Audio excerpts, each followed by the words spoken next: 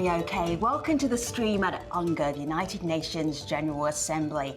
This week, in a limited edition series, the stream is teaming up with the UN to bring you some of the most important global issues around the world. Now, of course, we cannot do that without you. So we are going to be on TV, we're on Instagram, we're on YouTube.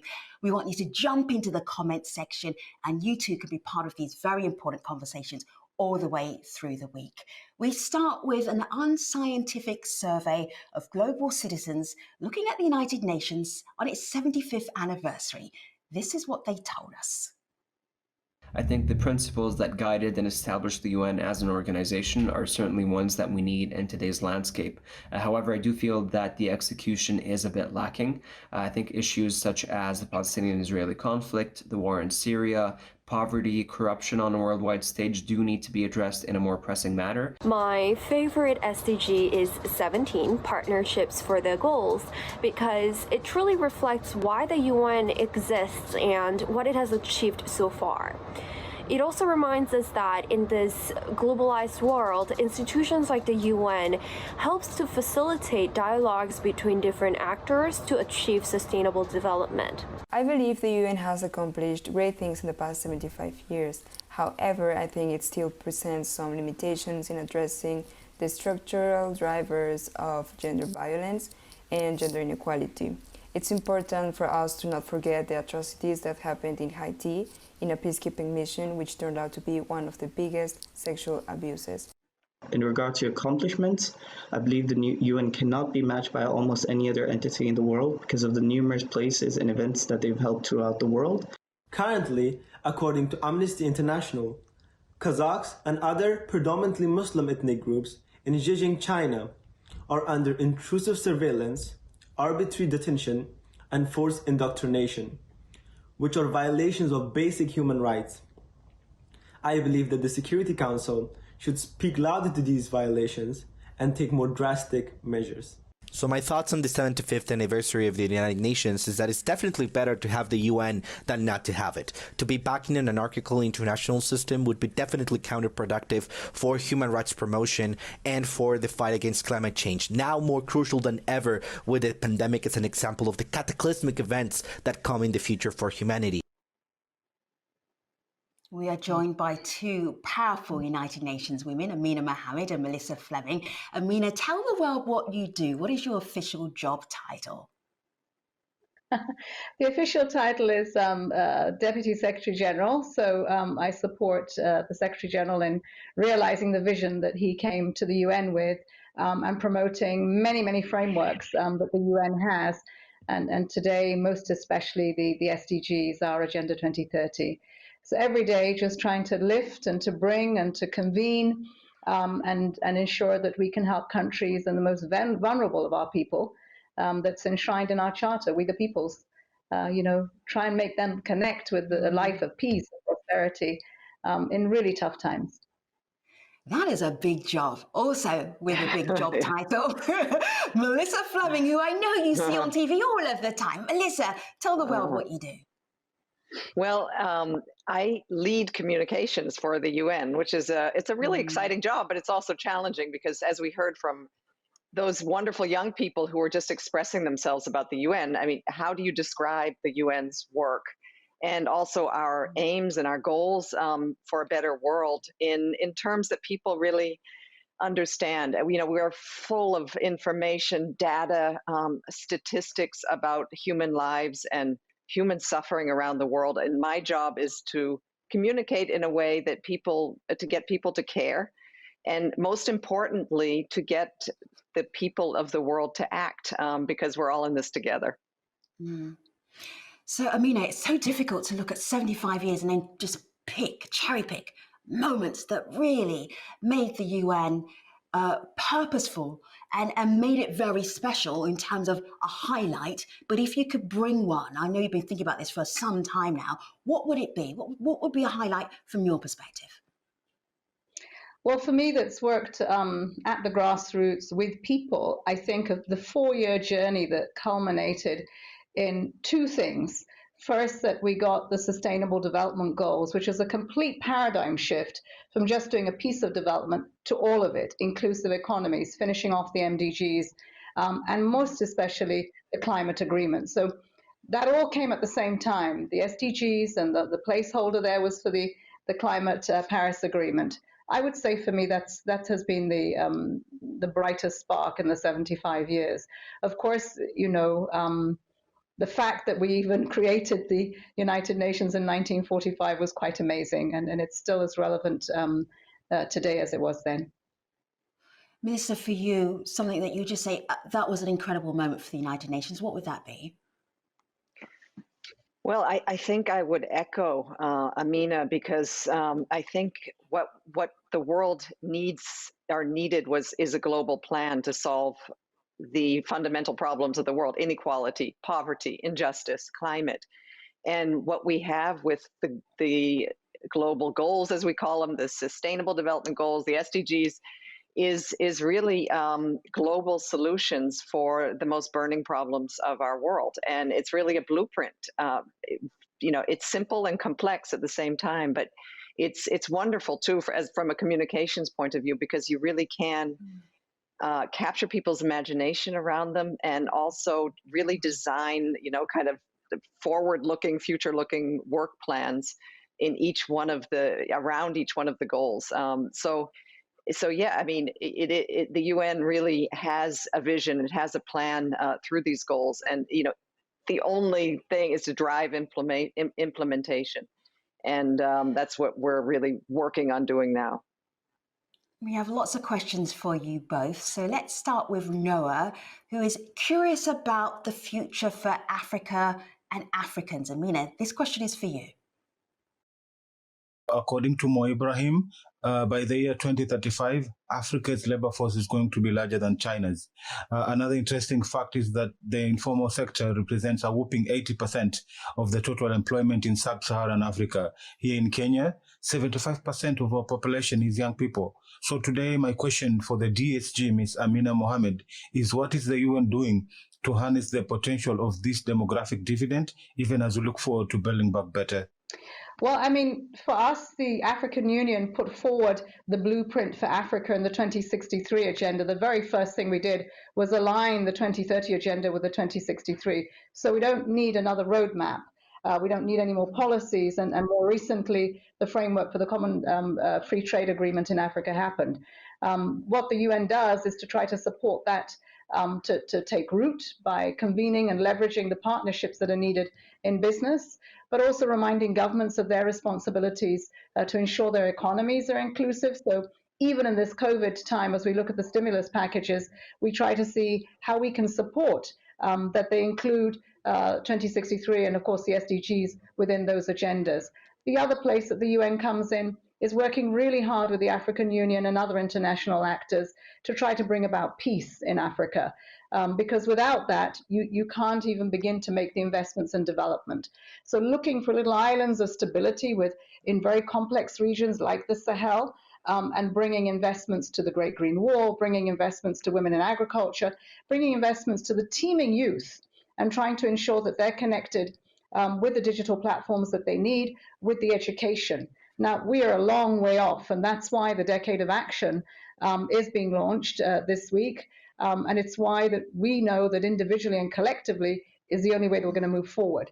And so, what can I say? Every country has got a response that is needed, and collectively within Africa, in each one of our country offices, the UN's footprint is there to support governments try to achieve that, particularly young people, particularly our entrepreneurs who are in Africa and who are paving a way. It's really about an intergenerational transition for me. I see the UN at 75, and in this next new era, we have to make that shift. And why not? We've got the energy and we've got the resource base, certainly in Africa, of young people to take that forward.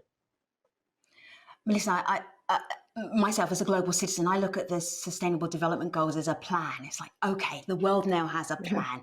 Businesses have a plan. Private citizens have a plan. So now we have a plan. We've got direction. We've got focus. But often, as the UN engages with the world, there is a lot of criticism about there not being focused, there not being things done. Things take so long to actually achieve the mission or the aim. So if you were sort of standing back and looking critically at the UN, where are the areas where you, over the last 75 years, where you would just say that was not the UN at its best? You know, that's a really challenging and tough question because, you know, I'm a big defender of the UN, and I think it gets very confusing for people because the UN is only as good as its member states allow it to be, you know, and we're the convening power. We stand for good. We stand for values. We stand for, you know, improving the world, and we provide the mechanisms to do so. That kind of space needs to be filled with political will. It needs to be spaced with funding. And if it is, it's amazing how much we can transform and how much we can achieve. And so I think where we failed for, you know, to achieve peace or to make progress in some of the SDGs as we would have liked to and hoped to and planned to, I'm afraid I have to point the finger elsewhere and just say, you know, the political will wasn't there. And, you know, I think that's one of the areas that we really, it's part of our responsibility too, is to motivate and to drive and to you know, to bring governments to the table and to get them to understand that it is in their own interest to work with us. I think Amina is nodding and might want to react to that. Yeah, I mean, I want to jump in because, Femi, what we are in is in a place where so many things that are not right. And that's always been like that through the course of the 75 years of the United Nations. And then there are all these aspirations that start from our charter. And there's sometimes a huge gap and sometimes a narrowing of it, and it comes back again. And our job really each day is to give hope and work at trying to close that gap between what is, and it's pretty miserable sometimes, what it needs to be. Now, having said that, I would say that it's not so much about the failings, and I would agree with Melissa that, you know, the UN is its member states. I would say that, you know, not being able to have addressed the conflicts, to really have the brunt of which is on women's shoulders, children. And I think that, you know, we could have done so much more as an international community to bring an end to the conflicts. And even if they had to happen, did they have to last this long? What could we have done more? And I think that's what we have to search, is that are there different ways? And I do think there are. I think women in mediation need to be in the table. We speak to the Afghan talks right now, and I think it's amazing that they are happening. But I want to ask how many women are at the table?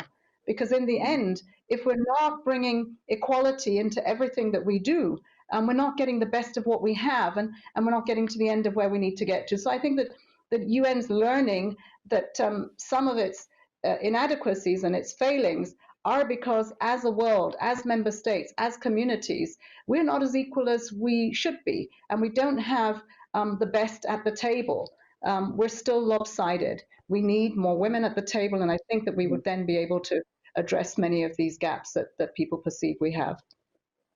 Ladies, you're both working on COVID-19 from different angles, different perspectives in the global pandemic we're in right now. Some of the conversation on YouTube is reflecting that. So Lloyd Matt, thanks Lloyd for being on today's show, says, how do you reconcile the discontent that some states have for multilateralism?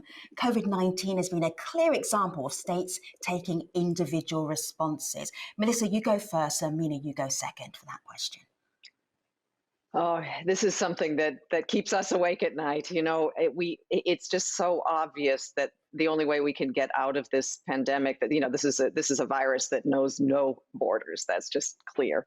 It did make sense, and it still does to a certain extent, to close borders, close cities, close apartment doors to contain the virus. But at the same time, we need global cooperation to overcome it. And so that's what we're fighting for, especially now as we move towards, the future and looking at, one of those, real solutions, and that is to get a COVID-19 vaccine. It will not work, this vaccine, if we have vaccine nationalism. If richer countries decide they can, this vaccine, if they get it first, it's only going to be for their citizens. So we have a global solution. We have a facility called the COVAX facility that has members, hundreds of countries around the world, institutions, scientists, civil society who are coming together to build a vaccine, and that includes also any future treatment and better diagnostics that will be safe, reliable, and most importantly, accessible, available, affordable for all. This is our big push in the coming time. There's a film that's just come out, and it's really, really important. It's something that you wanted to bring to the table, Amina, and it's called Nations United. It kind of brings together all of the big challenges that the UN has right now. I'm going to share this with our audience so they can see a little bit of where you're looking and where your focus is for the next, 10 years, the decade of action. Let's take a look. This is a very important story. The important story. Pictures and stories. Today, we feel the weight of history on our shoulders. The way we have been moving leads nowhere. We need to change course. Since the United Nations was founded, the human race has never had to face a set of challenges like we do right now. But together, we can overcome them.